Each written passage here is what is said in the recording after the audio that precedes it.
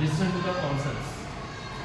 If force acting on a body is zero, total force acting on a body is zero, this is called balance. Now let me explain. Suppose if I am pushing this ball,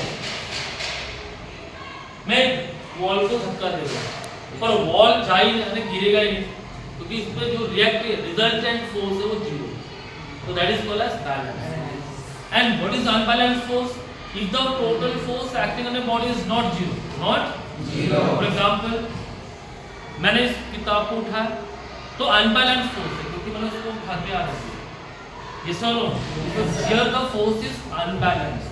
How is the force? It is unbalanced. So you can say that if a force acting on a body is not zero, it is greater than zero, then such type of force is called as unbalanced force. It is called unbalanced force. और physics के अंदर unbalanced force में ही work done होता है, right है?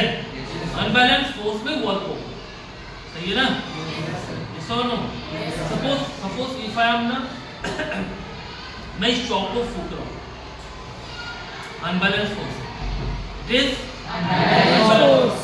But suppose if I am pushing this ball, it is a balanced force. Understood? Yes or no?